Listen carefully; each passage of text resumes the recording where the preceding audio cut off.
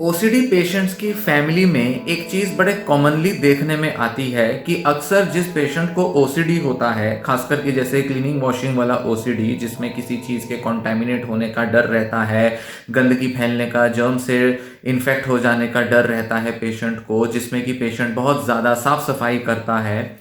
इस तरह के ओसीडीज में अक्सर देखा जाएगा कि फैमिली मेंबर्स भी पेशेंट के ओसीडी में पार्टिसिपेट करते हुए देखे जाते हैं। मतलब कि अगर पेशेंट चाहेगा कि घर के लोग ज़्यादा से ज़्यादा हाथ धोएं जैसे कि वो खुद धोता है या धोती है, तो घर के लोग भी ऐसा करना चालू कर देंगे। अगर पेशेंट कहेगा कि इस जगह कमरे में एंटर ना किया जाए या इस जगह को छूने से पहले कपड़े या अपने हाथ पैर में जो भी गंदी चीज़ है उसको कहीं रख दिया जाए, उसको साफ कर दिया जाए, तो घर के लोग भी इसमें पार्टिसिपेट करेंगे, इसमें अपनी भागीदारी देंगे।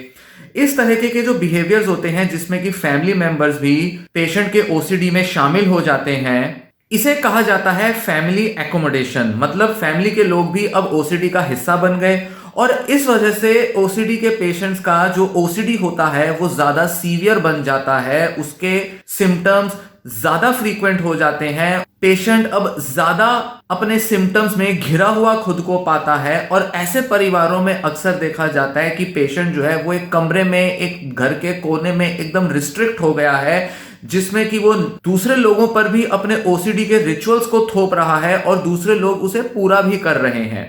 इस तरह का जो फिनोमिना है जिसे फैमिली एकोमोडेशन कहते हैं, ये अक्सर बच्चों के मामलों में, जहां बच्चों को ओसीडी है उसमें ये बहुत कॉमनली देखने में आता है। इनफैक्ट कई बार तो ये भी आता है देखने में कि जब ओसीडी बच्चे का शुरू हुआ है तो पेरेंट्स उसकी जगह उसका ओसीडी पूरा करने लगते हैं। जैसे कि पेशेंट कहेगा कि मम्मी हाथ धो लो, या किसी भी तरह की रीएश्योरेंस लेगा। जैसे कि मान लीजिए रिलीजियस ओसीडी है तो पेशेंट बार बार पूछेगा कि गॉड को लेकर उसका जो फियर है कहीं वो सच तो नहीं हो जाएगा, तो घर के लोग भी उसको बार बार आंसर करते हैं, उसके डाउट्स में, उसकी दुविधाओं में पार्टिसिपेट करते हैं। तो देखने में आता है कि 4 तरीके से फैमिली के जो लोग होते हैं वो पेशेंट के ओसीडी में भागीदारी देते हैं। एक होता है जहां वो पेशेंट के कहने पर रिचुअल्स परफॉर्म करते हैं। जैसे कि पेशेंट कह रहा है कि 3 बार हाथ धोवो तो घर के लोग भी 3 बार हाथ धोएंगे।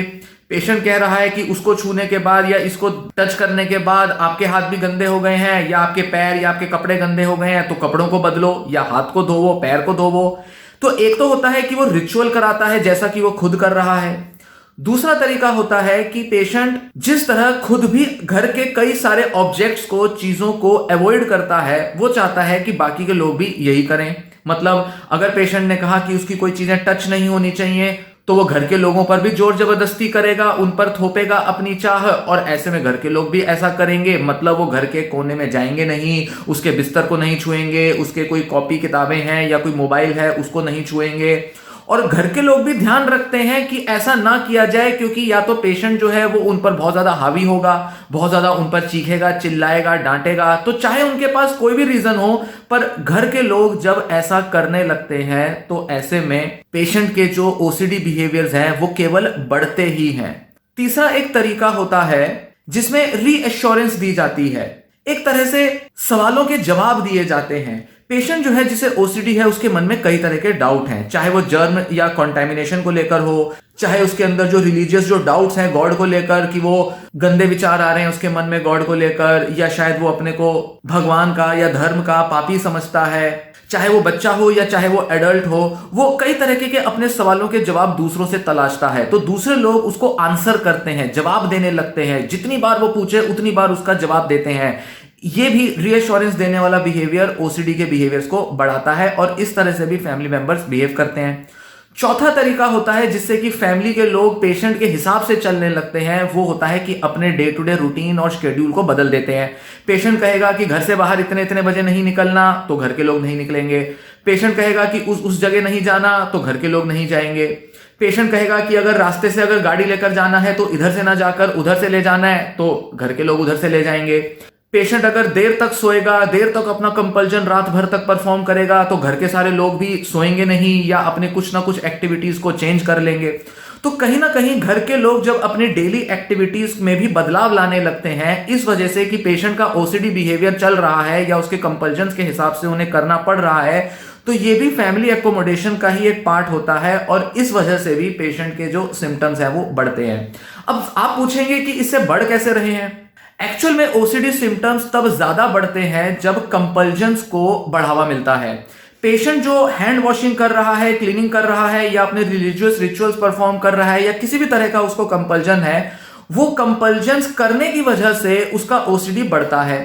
ये बेसिक सा ओसीडी का नेचर है, मतलब ऑब्सेसिव थॉट आया, उसको कैंसिल करने के लिए, एंजाइटी कम करने के लिए उसने कंपल्जन किया। अब कंपल्जन से उसको टेम्परेरी रिलीफ मिलता है, जिससे कि उसको लगता है कि उसने उस डर से छुटकारा पा लिया, पर एक्चुअल में उसके दिमाग को मैसेज मिलता है कि वो जो चीज थी वो डरने लायक थी, इसलिए उससे डरना था और डर को दूर भगाने के लिए कुछ करना था। तो जब पेशेंट कुछ कंपल्जन करता है तो दिमाग को लगता है कि हाँ, ये बिल्कुल सही किया, थोड़ी देर के लिए रिलीफ मिला, ये बहुत बढ़िया है। तो ओसीडी के अंदर बार बार ऑब्सेशन होगा और पेशेंट बार बार कंपल्जन करेगा।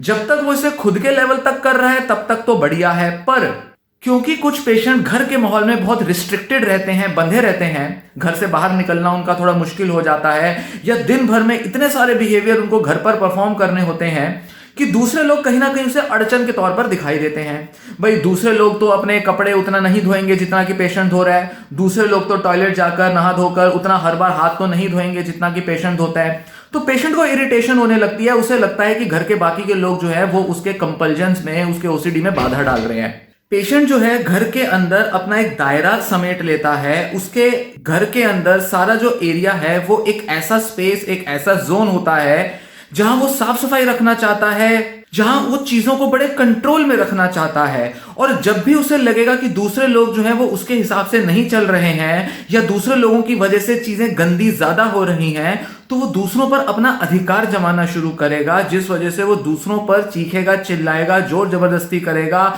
मारपीट भी कर सकता है और कभी कभी खुद को मारने के या दूसरों को मारने के थ्रेट भी दे सकता है। इस वजह से दूसरे लोग मजबूर होकर कि पेशेंट है, बेचारा है, परेशान है, इसलिए उसकी बातें मानने लगते हैं और धीरे धीरे वो उसकी कही हुई सारी बातों को मानकर उसके ओसीडी में भागीदारी देने लगते हैं। पर अनजाने में इस तरह के जो फैमिली एकोमोडेशन बिहेवियर्स होते हैं, ये पेशेंट के ओसीडी को जाने नहीं देते, उसके ओसीडी को इनफैक्ट और भी ज्यादा सीवियर बना देते हैं। जब तक पेशेंट खुद तक करता था तब तक तो फिर भी केवल उसी को मैनेज करना था, घर वालों का साथ में इंक्लूजन हो जाने की वजह से अब फैमिली का स्ट्रेस भी बढ़ जाता है, फैमिली के बाकी के लोग भी तनाव में आ जाते हैं और दूसरे लोगों के अंदर भी गुस्सा, चिड़चिड़ापन, फ्रस्ट्रेशन बनने लगता है।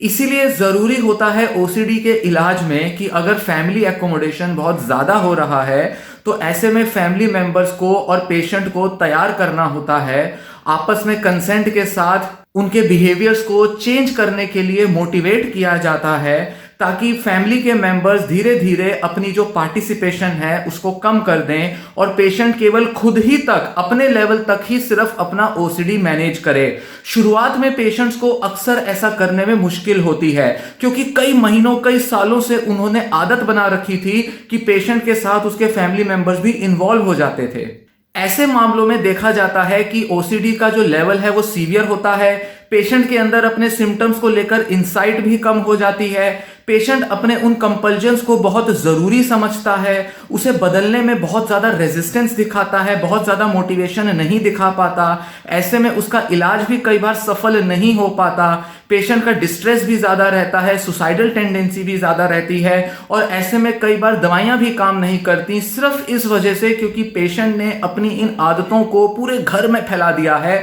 और बाकी के लोग भी उसको सपोर्ट देने लगे हैं। इसीलिए पेशेंट का डिस्ट्रेस और ओसीडी कम करने के लिए जरूरी है कि घर के लोग धीरे धीरे ट्रेन हो जाएं, आदत बना लें कि कैसे उनको पेशेंट के ओसीडी में भागीदारी नहीं देनी। खुद करना मुश्किल होगा, इसलिए थेरेपिस्ट की मदद से यह कर पाना ज्यादा आसान होता है, जहां पेशेंट और फैमिली मेंबर्स समझकर ओसीडी को इलाज करने की नजर से अपने बिहेवियर्स में चेंज लाएं और धीरे धीरे घर के माहौल को बेहतर बनाएं।